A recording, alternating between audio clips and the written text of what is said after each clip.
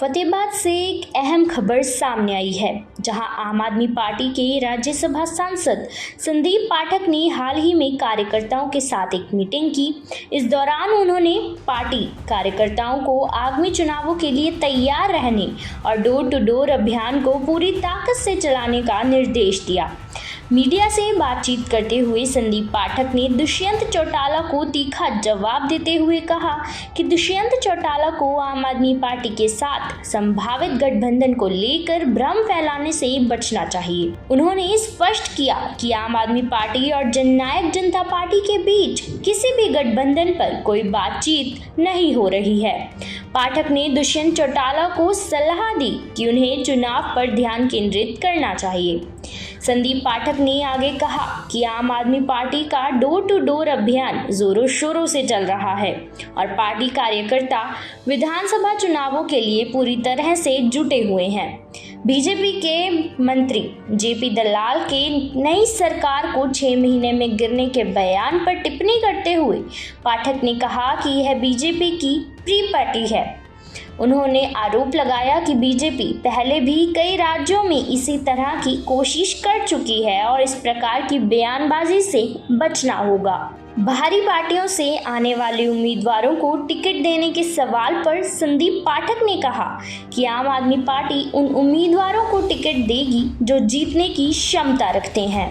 ये जो कार्यक्रम है, क्या इसका मुख्य उद्देश्य है? क्या आज के कार्यक्रम का मुख्य उद्देश्य ये था कि Aam Aadmi Party door to door guarantee अभियान शुरू कर रही है। इस अभियान में हमारे कार्यकर्ता हर घर में जाएंगे। हर घर में जाकर केजरीवाल जी ने जो गारंटी दी है उस गारंटी के बारे में बताएंगे, जनता को जागरूक करेंगे और उनको आह्वान करेंगे कि इस बार बदलाव के लिए वोट करें। अभी जिस प्रकार से आपने जो मंत्र दिए हैं, कितने साबित सही होंगे? जो आपकी गारंटी जो 5 गारंटी है, कैसे लोगों को प्रभावित कर सकती है? देखिए, ये कोई मंत्र नहीं है। अगर गली में निकल जाए, किसी भी गांव पे चले जाइए, उस गांव के आप 10 आदमी को बैठा लो और उनसे आप बात करो और उनकी समस्या को समझो, उनके बच्चों की समस्या को समझो, तो यही निकल के आते हैं कि जब तक आप शिक्षित नहीं करोगे तब तक वो आगे नहीं बढ़ेंगे। स्वास्थ्य हो गया, बेरोजगारी की समस्या हो गई, किसानों से संबंधित समस्या है, आप महिलाओं के मान सम्मान की समस्या है, उनको सम्मान राशि देने की, जब तक आप उनके जेब में 4 पैसे नहीं दोगे वो मजबूत कैसे होंगे? तो इस तरीके से ये जो मंत्र जो आप कह रहे हैं वो मंत्र नहीं है, वो इस देश को आगे बढ़ाने के लिए आधारभूत जरूरतें हैं जो अभी तक पूरी हो जानी चाहिए थी।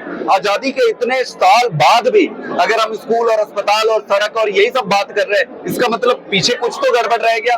तो ये मंत्र यही है कि जो जनता चाह रही है आप वो करो, वही मंत्र है। सर, पहली लिस्ट कब तक जारी हो जाएगी? जी, आप किसी के साथ गठबंधन भी हो सकता है?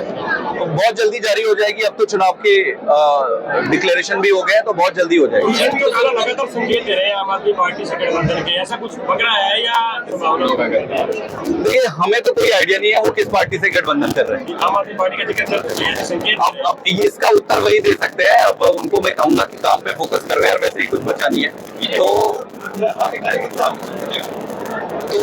तो उनको आप यही कहो कि अपने काम पे फोकस करो, कोई बातचीत नहीं चल रही है और इस तरीके के भ्रम फैलाने से कोई फायदा नहीं होता है, वो आपके लिए ही नुकसानदायक। अन्य पार्टियों के कोई बड़े नेता जो बीजेपी खुद अपने इस कार्यकाल को पॉजिटिव तरीके से नहीं देख रही है। भाई, अगर वो संतुष्ट होते अपने मुख्यमंत्री से तो ये आखिरी साल में क्यों हटाते खट्टर साहब को? अगर वो संतुष्ट होते कि अच्छा काम किया तो खट्टर जी को क्यों हटाया? और तो कोई कारण नहीं थे। भारतीय जनता पार्टी खुद जानती है कि उन्होंने काम नहीं किया है और जनता नाराज है।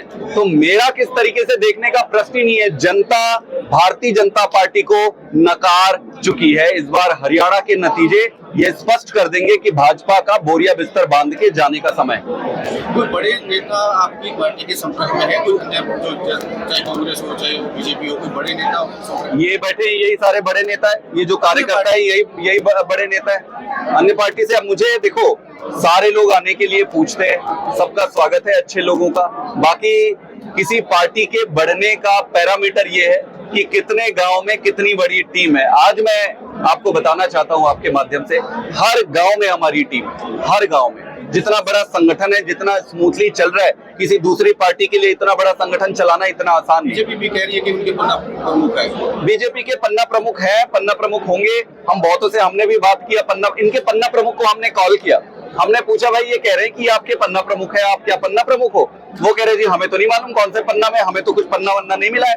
तो आधे से ज्यादा तो फर्जी है, आधे से ज्यादा फर्जी है। और जो है भी इस बार इनके ही पन्ना प्रमुख कह रहे हैं जी बदलाव चाहिए इस बार। सर अगर बीजेपी कांग्रेस से कोई टूट कर आता है और टिकट का चाहवान रहता है तो किस प्रकार पार्टी का रहेगा, ये कार्यकर्ताओं की प्राथमिकता दी जाएगी? देखो बड़ी स्वाभाविक सी बात है, जो आपके पास पहले से जुड़ा हुआ व्यक्ति है, जो काम कर रहा है, अगर वो जीतने के योग्य है तब निश्चित रूप से किसी दूसरे को सोचने का प्रश्न नहीं उठता है। लेकिन कई बार ऐसी परिस्थिति आती है कि आपको जीतना है चुनाव, तो जनता जिसको कहती है, जनता से आप पूछो कि भाई आप कल आए इंटरेस्ट लेके कि भाई मुझे चुनाव लड़ना है, और जनता अगर कहेगी कि भाई फलाने आदमी को टिकट दो, तो आम आदमी पार्टी की पीएसी डिसाइड करती है कि उस आदमी। सर आपने केजरीवाल से मुलाकात को लेकर भी आपके सामने आई, आपसे मुलाकात नहीं करने दी जा रही है?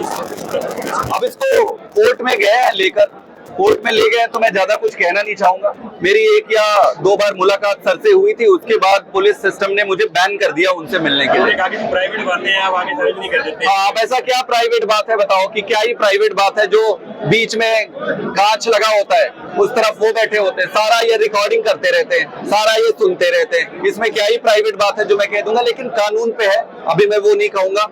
इनको डर लग रहा है, इनको डर लग रहा है, और जब आदमी डरता है ना तो इस तरीके की ओछी हरकतें ये करते हैं, बड़ी स्वाभाविक से। किरण चौधरी को राज्यसभा में भेज रहे हैं, उनकी 8 टर्म अभी पेंडिंग है, तो क्या प्रतिक्रिया रहेगी आपकी? मैं क्या कहूंगा, राज्यसभा जारी, उनको बधाई हो, मुझे उस पर कहने का नहीं। देखिए हमारा सारा डिस्कशन इस पे होना चाहिए, और आप सबका भी फोकस इस पे होना चाहिए कि सारे पॉलिटिकल पार्टी को मुद्दे पर आप खींच के लेके आओ। बोलो आप 10 साल से थे, आपने क्या किया? आपने स्कूल पे क्या किया, अस्पताल पे क्या किया, बेरोजगारी पे क्या किया, आपने महिलाओं के सम्मान, इनको मुद्दे पे खींच के ले आओ, ये आपकी भी जिम्मेदारी। जैसे जेपी दलाल ने भी एक सवाल उठाया कि जो कांग्रेस की अगर सरकार क्या बनती है वो 6 महीने में हमारी सेंटर की सरकार है वो गिरा देगी। क्या लगता है, बुलाई है बीजेपी?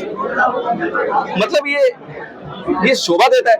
वैसे तो ये इनका खेल चारों तरफ चल ही रहा है। आप सारे राज्य को देख लो, आप शुरू कर लो, हिमाचल में अटेम्प्ट किए, कर्नाटक अटेम्प्ट किए, महाराष्ट्र कर लिए, ये सारे राज्यों में अटेम्प्ट कर रहे हैं। तो भारतीय जनता पार्टी की एक नीति है, और वो नीति है कि शाम दाम दंड भेद से चुनाव लड़ो। चुनाव अगर जीत गए तो बहुत बढ़िया, चुनाव अगर नहीं जीते तो फिर खरीद फरोख्त करके और ये बेशर्मी के साथ कोई व्यक्ति खुलेआम बोल कैसे सकता है? ये अच्छी बात है क्या बताओ? ये प्रजातंत्र के लिए अच्छा है क्या? एक आदमी ये कहता कि भाई पूरा मेहनत करेंगे और जीतेंगे, इनको हराएंगे, ये बनती है कोई बात? और अगर कोई बोले अगर हार जाएंगे तो फिर 5 साल इंतजार करेंगे फिर हराएंगे, फिर बात बनती। आप कह रहे हो अगर हार भी गए फिर भी खरीद के तोड़ लेंगे, मतलब क्या बेशर्मी का हद है? देखो परमात्मा ने तय करने, सबके पाप के घड़े भरते हैं। केजरीवाल जी को इन्होंने जो जेल में रखकर जो बद्दुआ इन्होंने ली है, वो भगवान इनको सूद समेत इनको निपटाएंगे। हर राज्य दर राज्य, राज्य दर राज्य इनका बोरिया बिस्तर अब पैक होते जाएगा। हरियाणा में किससे मुकाबला मानते हैं, बीजेपी या कांग्रेस, आम आदमी पार्टी किससे मुकाबला मानती है? जो सामने आ जाएगा उससे मुकाबला करेंगे, हम अपनी ताकत से लड़ेंगे। अब सामने जो आ जाए, जिसकी मर्जी है, जिसको आना है आओ सामने।